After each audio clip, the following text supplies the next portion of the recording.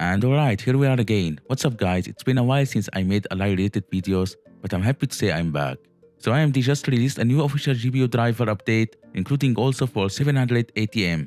This update brings cool additions such as adding support for new titles like Avatar Frontiers of Pandora and The Finals, while also redesigning Adrenaline user interface and fixing some bugs. In addition to all of that, the power-saving graphic preset has been replaced by the new Hyper RX Echo, which is a blend between using both anti-lag and the 60 FPS limit to save on battery. But our video's topic is about comparing the performance of this new driver against the most recent ALLY official driver as of this date, which was released back at the end of October. The way I'll do the comparison is by testing 10 different games, all running at 720p, and as for TDP, it's going to be both 20W and 30W. In addition to our games test, by the end of the video, we're going to give 3D Mark Time Spy a spin to see how it performs, so make sure to not miss that one. So with that being said, let's now get started with the first game.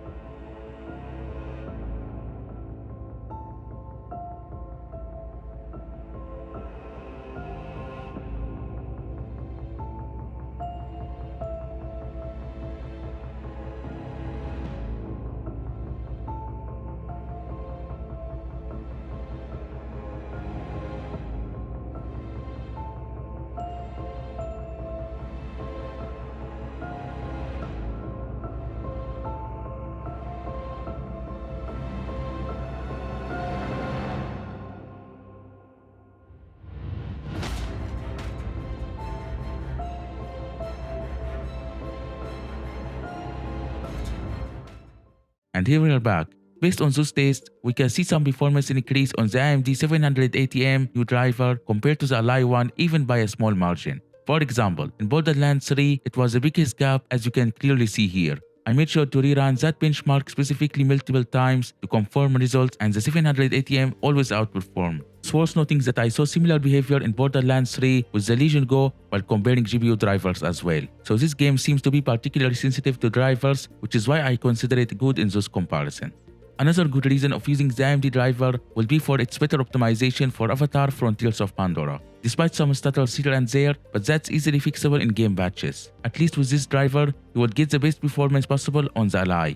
So I totally recommend using the AMD new driver if you are into that game specifically. Now let's shift our focus to the 3D Mark Time Spy test for a more technical comparison. For this one, I ran it in both 720p and 1080p at a TDP of 20 and 30 watt as well, to get a comprehensive understanding. So with that being said, let's now get started with the 720p.